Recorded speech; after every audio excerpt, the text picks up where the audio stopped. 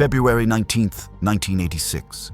Baton Rouge, Louisiana. A man steps out of a halfway house and walks toward his car. He knows he shouldn't be here. He knows the cartel is looking for him, and he knows the US government has already exposed him to the world. But his court order forces him to sleep in this building at this exact location every single night. Tonight, 3 men are waiting in the parking lot. They arrived hours earlier.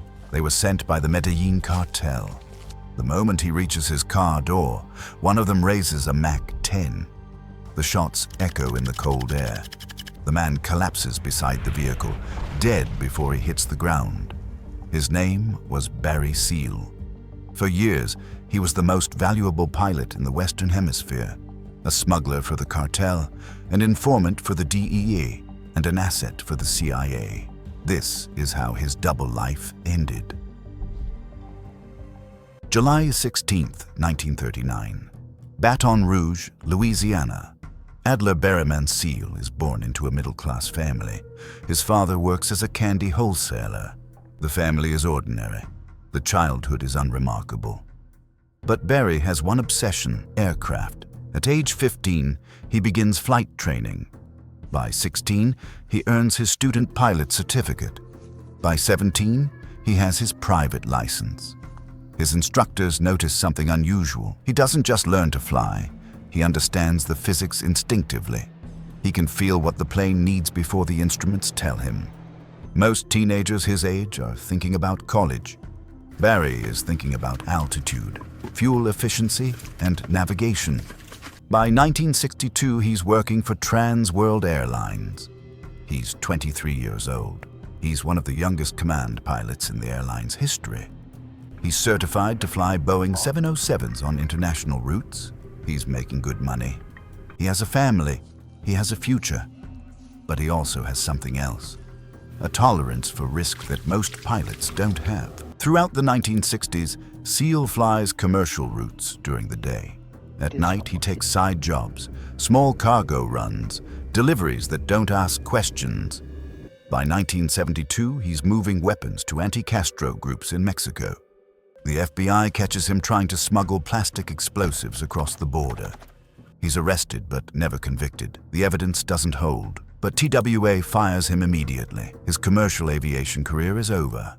He's 33 years old. He has no pension, no backup plan, and no intention of going back to a normal job. So he turns to the only market that will pay him what he's worth: drug smuggling. At first, it's marijuana. Small loads flown out of Central America into rural Louisiana. The profit margins are decent, the risk is manageable. But by 1975, Seal realizes something. Cocaine pays better, much better. A single flight carrying 300 kilograms of cocaine is worth more than a month of marijuana runs. The product is lighter. The demand is exploding. And the suppliers in Colombia are looking for pilots who can handle long-distance, low-altitude flights without getting caught. Seal fits the profile perfectly. By 1978, he's no longer flying for small-time distributors. He's working directly with suppliers connected to the Medellín Cartel. He's making $50,000 per flight. Sometimes more. He's flying routes most pilots wouldn't touch. Night flights over the Gulf of Mexico, landings on dirt airstrips with no lights, deliveries into Louisiana swamps where ground teams retrieve duffel bags dropped from low altitude. He's good at it. Better than anyone else they've ever used. And the cartel notices. Norman's Cay, Bahamas. Barry Seal meets Carlos Leder. Leder is one of the founding members of the Medellín Cartel. He controls Norman's Cay, a small island that functions as a refueling and distribution hub for cocaine flights heading to the United States. Leder owns the airstrip. He owns the security. He owns the local government. And he needs pilots. Seal is introduced to the operation. He meets the Ochoa brothers. He meets Jorge Luis Ochoa, Fabio Ochoa, and their network of transporters and financiers. He doesn't meet Pablo Escobar yet, but he knows who's behind the operation. The cartel offers him a simple deal: fly cocaine from Colombia to Nicaragua. From Nicaragua to the United States, get paid $500,000 per flight. SEAL accepts. The first flight is a test, 400 kilograms of cocaine. The plane is a Piper Navajo. The route is Colombia to Nicaragua to Louisiana. SEAL flies at night. He stays below radar coverage. He uses visual navigation instead of instruments. He lands on a rural airstrip in Managua, refuels, and continues north. The delivery is successful. The cartel doubles his next load. By 1982, SEAL is flying 600 kilograms per trip, sometimes more. He modifies his aircraft to carry heavier loads. He removes passenger seats. He reinforces the fuselage. He installs extra fuel tanks to extend his range. He's no longer using small planes. He's flying C-123K cargo aircraft, military-grade transports capable of carrying multiple tons. He acquires them through front companies. He registers them under false names. He keeps them maintained at rural airports where no one asks questions. His operation runs like a business. He has ground crews in Louisiana. He has refueling contacts in Nicaragua. He has cartel coordinators in Colombia who arrange the pickups. He has distributors in Miami who handle the deliveries, and he's moving staggering amounts of cocaine. Between 1981 and 1983, SEAL completes more than 100 flights. Each flight carries between 400 and 1,500 kilograms. The street value of the cocaine he transports is estimated at $3 to $5 billion. He's earning between $500,000 and $1.5 million per flight. He buys properties in Baton Rouge. He buys aircraft. He buys cars. He invests in legitimate businesses. He hides the money in offshore accounts. He lives like someone who's untouchable, but he's not. In 1983, the DEA identifies him as a priority target. They've been tracking his flights for months. They've intercepted communications. They've identified his aircraft. They know he's working for the Medellín Cartel. They know he's one of the most prolific smugglers in the Western Hemisphere, and they're building a case. On March 24, 1983, SEAL lands in Florida after a flight from Colombia. DEA agents are waiting. They search the plane. They find 462 pounds of cocaine hidden in the fuselage. SEAL is arrested. He's facing 10 years in federal prison. The DEA interrogation begins immediately. SEAL knows what they want: information, names, routes, cartel contacts, evidence they can use to dismantle the smuggling network. He also knows what he has to offer: direct access to the Medellín Cartel, personal relationships with the Ochoa brothers, knowledge of airstrips, suppliers, and distribution points, the kind of intelligence the DEA has never had before. SEAL makes a proposal. He'll cooperate. He'll become an informant. He'll continue flying for the cartel and feed information back to the DEA. He'll wear a wire. He'll document deliveries. He'll gather evidence. In exchange, he wants protection. He wants reduced charges. He wants immunity for his family. The DEA agrees. By mid-1983, SEAL is working as a double agent. He continues flying cocaine for the cartel. But now, every flight is monitored. Every delivery is documented. Every conversation is recorded. The DEA gives him controlled delivery assignments. SEAL picks up cocaine in Colombia. He flies to Nicaragua. He lands in the U.S. DEA agents are waiting at the drop site. They intercept the shipment. They arrest the distributors. They build cases. SEAL provides intelligence on cartel operations. He identifies suppliers. He maps routes. He names contacts. But he has a problem. The cartel is starting to notice. Deliveries are getting intercepted. Distributors are getting arrested. Routes are getting compromised. The Ochoa brothers start asking questions. They start watching SEAL more closely. They start testing his loyalty. SEAL realizes he's running out of time. If the cartel discovers he's working for the DEA, they'll kill him. If the DEA loses confidence in his value, they'll stop protecting him. He's caught between two organizations that will both destroy him if he makes a mistake. And then the CIA gets involved. Washington, D.C. The Reagan administration is fighting a covert war in Central America. The Sandinista government controls Nicaragua.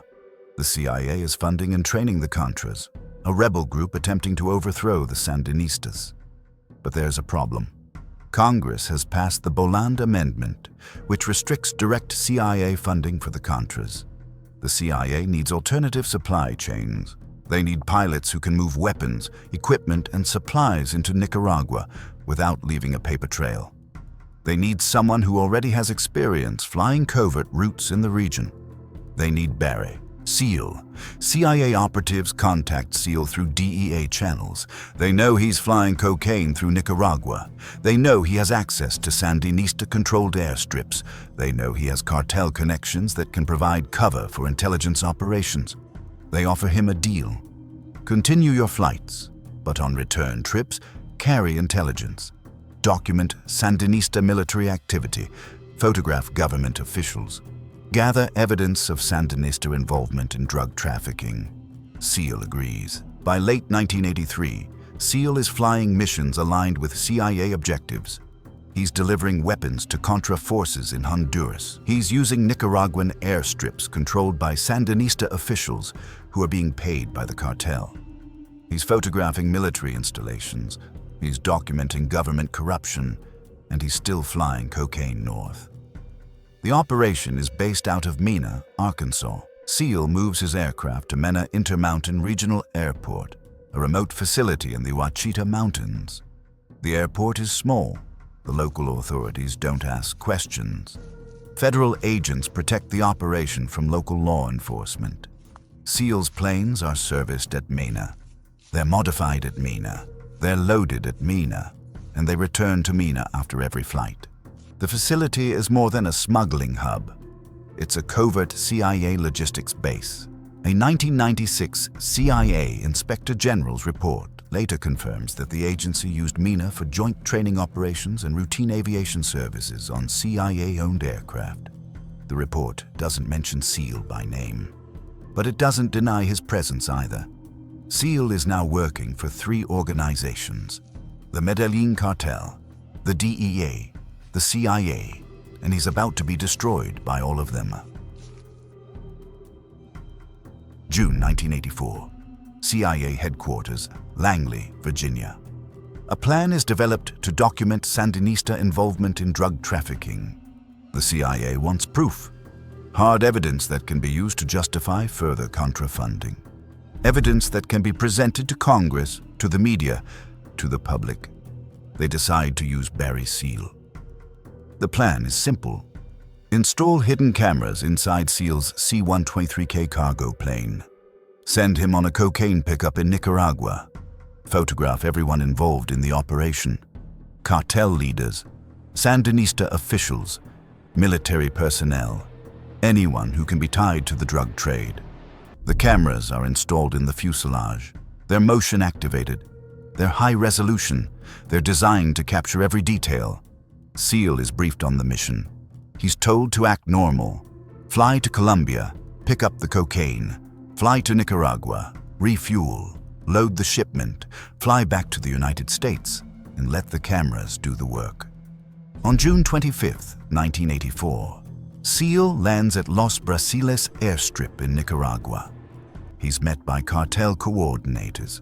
He's met by Nicaraguan military personnel. He's met by Federico Vaughan, a high-ranking government official. And standing near the plane, overseeing the operation, is Pablo Escobar.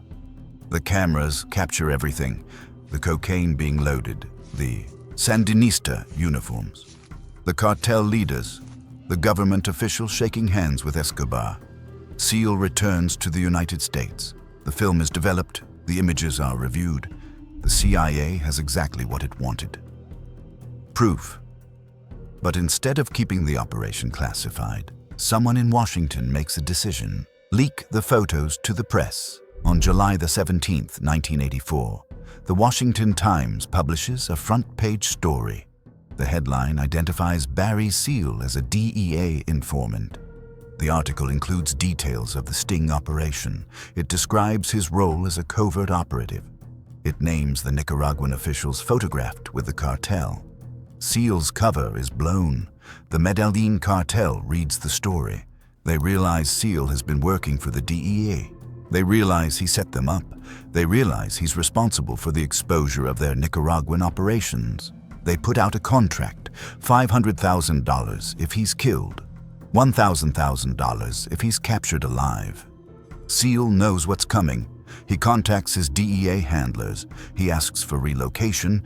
He asks for witness protection. He asks for federal security. The DEA says it's not their responsibility. The CIA says the same. No one takes ownership. Seal is left exposed. December 1985, Baton Rouge, Louisiana. Barry Seal is sentenced for drug trafficking charges related to his earlier arrests. The judge is Frank Polizzola. Seal's defense attorney argues for leniency. He explains that Seal cooperated with federal agencies. He provided intelligence. He risked his life. He deserves protection. Judge Polizzola is unimpressed. He sentences Seal to probation, but the terms are strict. Seal must report to a halfway house every night. He must sleep at the Salvation Army Community Treatment Center in Baton Rouge. He cannot carry a weapon. He cannot hire armed bodyguards. Seal's attorney argues the ruling is a death sentence. The judge doesn't change it. Seal begins reporting to the halfway house in January 1986. He parks in the same spot every night. He walks the same route. He follows the same routine. His location is predictable. His security is non-existent, and the cartel is watching. 3 men enter the United States in early February. Miguel Vélez, Luis Carlos Quintero Cruz, Bernardo Antonio Vasquez. They're Colombian nationals. They're cartel hitmen. They're sent by the Medellín organization. They conduct surveillance on Seal. They learn his schedule. They identify the halfway house. They identify his car. They wait for the right moment. February 19th, 1986. 6:25 p.m. Seal leaves the halfway house and walks to his white Cadillac. He's carrying a duffel bag. He's alone. He unlocks the driver's side door. Miguel Vélez steps out from behind a van. He raises a MAC-10 submachine gun. He fires. The first burst hits Seal in the chest. The second hits him in the head. Seal collapses beside the car. He's dead before he hits the pavement. The 3 hitmen flee the scene. They're arrested 2 days later. All 3 are convicted of first-degree murder. All 3 receive life sentences without parole.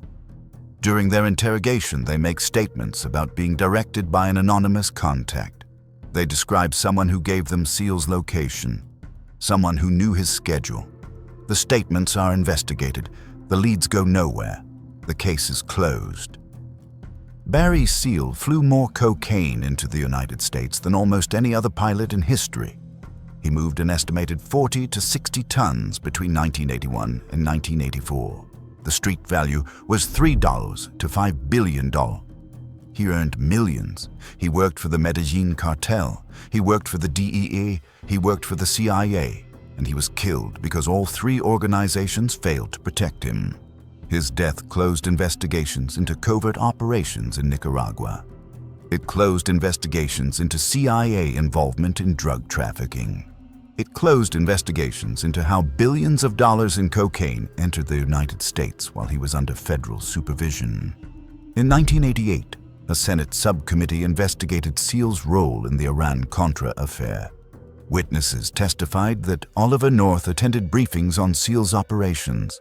Witnesses testified that the White House leaked his identity. Witnesses testified that his assassination could have been prevented. No one was held accountable. Barry Seal's story is not about a rogue pilot who got caught. It's about a man who became too valuable to ignore and too dangerous to protect. He knew too much. He had seen too much. He had documented too much.